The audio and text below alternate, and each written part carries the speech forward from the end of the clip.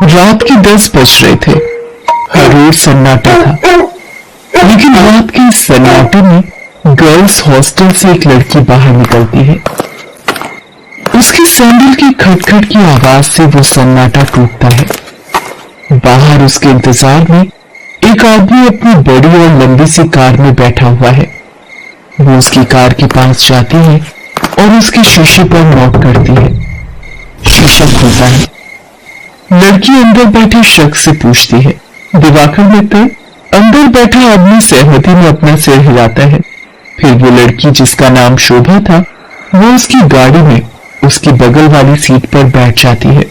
दिवाकर मित्तल उसके चेहरे की ओर मुस्कुराकर देखता है और कहता है, जैसा सुना था वैसे ही हो तुम, बहुत तीखी, लाल मिर्च की तरह। दिवाकर मित्तल के पैर कार के एक्सीलेटर पर जाते हैं और पल भर में कार हवा से बातें करने लगती है। थोड़ी देर बाद वो कार शहर के एक सबसे बड़े 5 स्टार होटल में प्रवेश करती है।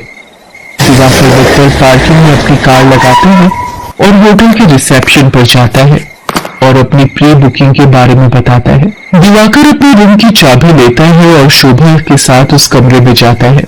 दिवाकर दरवाजा बंद करता है और शोभा से पूछता है, कुछ लोगे तुम पीने या खाने में? आप जो भी मंगवा लीजिए। दिवाकर होटल के कमरे में लगे फोन से रिसेप्शन पर कॉल करके अपना ऑर्डर देता है। थोड़ी देर में वेटर ऑर्डर लेकर आ जाता है। वे दोनों खाने के साथ साथ थोड़ा थोड़ा पीते भी हैं और फिर दिवाकर और शोभा एक दूसरे में खो जाते हैं। सुबह जब शोभा की नींद खुलती है तो दिवाकर वहां नहीं होता है। उसके तकिए के नीचे नोटों की गड्डी रखी होती है। वो गड्डी को उठाती है, फिर होटल के बाहर आती है। बाहर आकर वो एक कैब बुक करती है और उसमें बैठकर गर्ल्स हॉस्टल की ओर निकल जाती है। कैब वाला बीच बीच में उसे घूर कर देखता है तो शोभा को गुस्सा आ जाता है। क्या देख रहे हो? क्या देख रहे हो बार बार पीछे मुड़कर? आगे देखकर गाड़ी चलाओ, नहीं तो अभी तेरी कंपनी में फोन करूंगी, फिर सारा घूमना निकल जाएगा। कैब वाला शोभा की बातों से डर गया। शोभा कैब की खिड़की से बाहर देखती हुई जा रही थी और मन ही मन खुद से बातें कर रही थी। सब कुछ कितना फेक है ना, सब कुछ। कौन आदमी कौन सा चेहरा लगाए घूम रहा है, किसी को पता नहीं है। मैं भी तो पिछले कई महीनों से एक नकली चेहरा लगाए घूम रही हूँ। सच कहूं तो घिन आती है मुझे उस चेहरे से, दम घुटता है मेरा।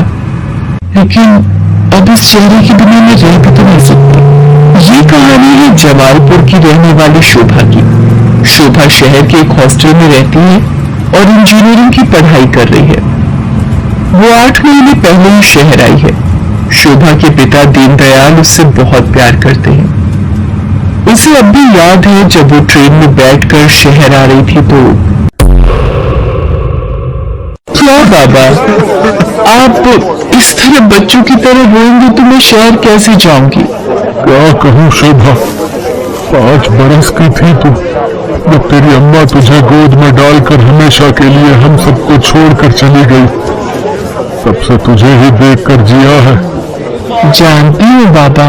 सोचा था कि एक बार ही तुझे विदा करूंगा जब तेरी शादी होगी, लेकिन शादी के पहले ही। ये कहकर दीनदयाल शोभा को गले लगाकर फिर से फूट फूट कर रोने लगा। ठीक है बाबा, मैं नहीं जाती हूँ शहर, यही रहती हूँ आपके पास। लेकिन आप ही तो हमेशा जिद करते हैं कि तुम्हें खूब पढ़ना है, बहुत बड़ा आदमी बनना है। अब आगे की पढ़ाई गांव में तो नहीं हो सकती, तभी तो मैं शहर जा रही हूँ। ठीक है, मैं ट्रेन से उतर जाती हूँ। उसी समय ट्रेन की सीटी बजी। दीनदयाल जल्दी से ट्रेन से उतरा। ट्रेन में कुछ ही देर में रफ्तार पकड़ ली। शोभा ट्रेन से आगे निकलती गई और दीनदयाल पीछे छूट गया।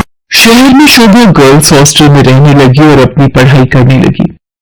उसकी रूम पार्टनर थी रेखा। रेखा का बैकग्राउंड भी शोभा की तरह ही था। उसके पिता नहीं थे। उसकी माँ दूसरों के खेतों में काम करती थी। बहुत कठिनाई से गुजर बसर होता था। एक दिन की बात है, शोभा कमरे की सफाई कर रही थी तो उसे रेखा के तकिए के नीचे से नोटों की गड्डी मिली। इतने सारे पैसे ये यहाँ कैसे आए? रेखा उस समय नहा रही थी। जब वो नहाकर बाहर आई तो शोभा ने उससे पैसों के बारे में पूछा, लेकिन रेखा ने उसकी बात का सही सही कोई जवाब नहीं दिया। आश्चर्य तो हुआ क्योंकि वो दोनों अच्छे दोस्त थे। कुछ बात तो है जो रेखा मुझसे छिपा रही है, लेकिन क्या? शोभा ने एक बात और नोटिस किया कि हफ्ते में 3-4 दिन रेखा रात को कहीं चली जाती थी और सुबह वापस आती थी। उसने इस बारे में भी रेखा से पूछा तो तू भी बिना मतलब जासूसी करती रहती है, तू अपने काम से काम रखना। मैं कहाँ जाती हूँ, क्यों जाती हूँ, हर चीज का हिसाब देना जरूरी है क्या? ये जरूरी तो नहीं, लेकिन कल को हॉस्टल की वार्डन को पता लग गया कि तुम रात रात भर बाहर रहती हो तो क्या होगा? तुझे पता है ना वो कितनी स्ट्रिक्ट है। तो उसकी फिक्र मत कर, मैं संभाल लूंगी उन्हें। धीरे धीरे शोभा ने रेखा की लाइफस्टाइल में बहुत तब्दीली देखी। वो महंगे से महंगे कपड़े और जूते खरीदती, लेटेस्ट मोबाइल फोन रखती, उसका जब जो मन करता वो करती। शोभा उसकी लाइफस्टाइल से बहुत प्रभावित हो गई। शोभा ने बचपन से अब तक गरीबी ही देखी थी, इसलिए उसका भी मन करता कि वो भी नए कपड़े खरीदे, महंगे मोबाइल रखे, उसका जो मन करे वो कर सके।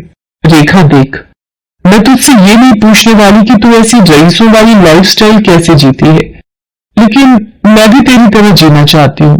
मैं तंग आ गई हूँ एक एक पैसे के लिए तरसते हुए। पहले तो रेखा टाल मटोल करती रही, लेकिन फिर उसने सच्चाई बता दी कि वो एक कॉल गर्ल का काम करती है। उसकी बातों को सुनकर शोभा शॉक्ड रह गई और उसने कहा कि अगर ये बात वार्डन को पता लग गई तो बड़ी भोली है रे शोभा। हॉस्टल की वार्डन को सब पता है, वही तो हमें दबाव डालकर भेजती है लोगों के पास। वार्डन की सारी सच्चाई जानकर शोभा एक बार फिर से चौंक गई। रेखा ने उसे ये भी बताया कि हॉस्टल की कुछ और लड़कियां ये काम करती हैं।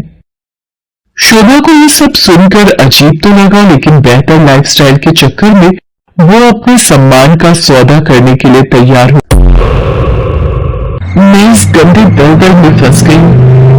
हालांकि इस दलदल ने मुझे बहुत सारी वो चीजें दी जिसके लिए मैं तरसती थी, लेकिन मैंने अपनी मासूमियत खो दी है, मैंने अपनी शांति खो दी है, मैंने अपनी पवित्रता खो दी है। बाबा को कितनी उम्मीद थी मुझसे और मैं क्या करने लगी मैं। शोभा की आंखें भीग गई थी।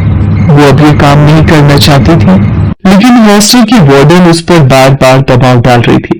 देख शोभा, जल में रहकर मगर से बैर मत कर, और हाँ, ये सती सावित्री बनने का नाटक छोड़ और जो बोलती हूँ वो कर। शोभा ने वार्डन को फिर से इनकार कर दिया। गुस्से में वार्डन ने उससे कहा, देख शोभा, तेरा इनकार तेरे भविष्य के सारे रास्ते बंद कर देगा।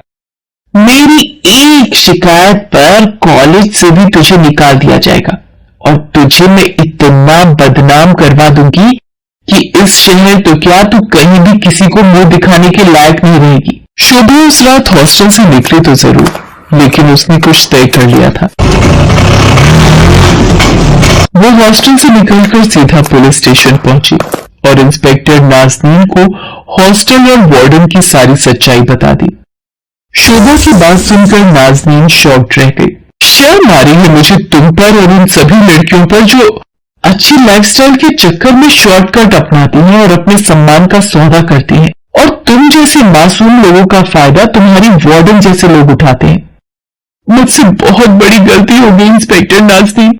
मुझे खुशी है कि तुम्हें अपनी गलती का एहसास तो हुआ, लेकिन ये गलती कोई और ना करे और तुम्हारी वार्डन किसी और का फायदा ना उठाए। इसके लिए इस पूरे रैकेट को तोड़ना पड़ेगा।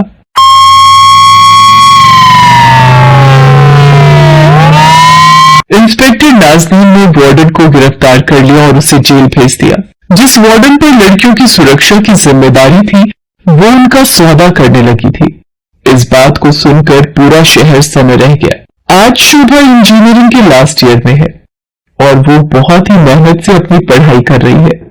आखिर उसे अपने बाबा का सपना जो पूरा करना है,